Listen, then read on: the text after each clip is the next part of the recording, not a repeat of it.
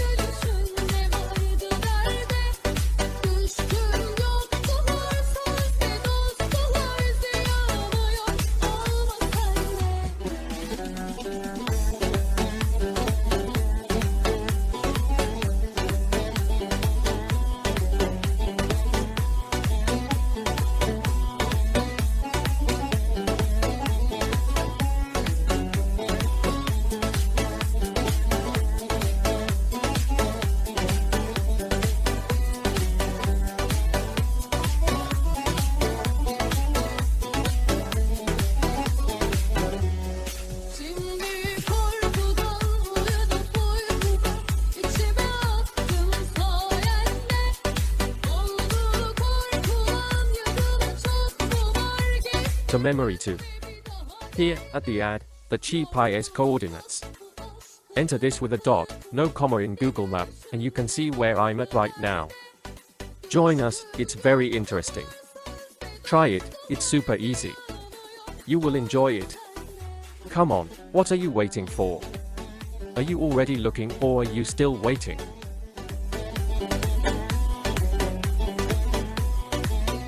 Zur Erinnerung. Hier bei der Anzeige stehen die GPS-Koordinaten. Diese mit einem Punkt, kein Komma Beistrich in Google Map eingeben und du kannst sehen, wo ich gerade unterwegs bin. Mache mit, es ist sehr interessant. Versuch's mal, ist total einfach. Es wird dir Spaß machen, los, worauf wartest du?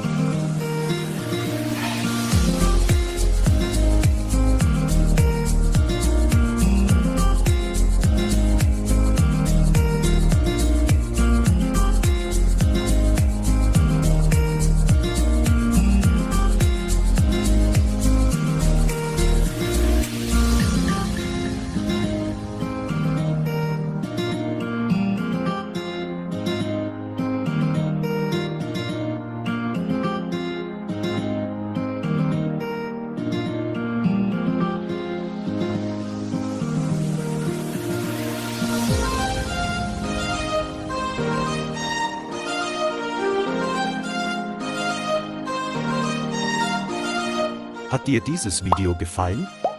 So zeige es mir, klicke doch auf Like. Abonniere doch auch den Kanal. Und die Glocke aktivieren, um jedes neue Video nicht zu verpassen.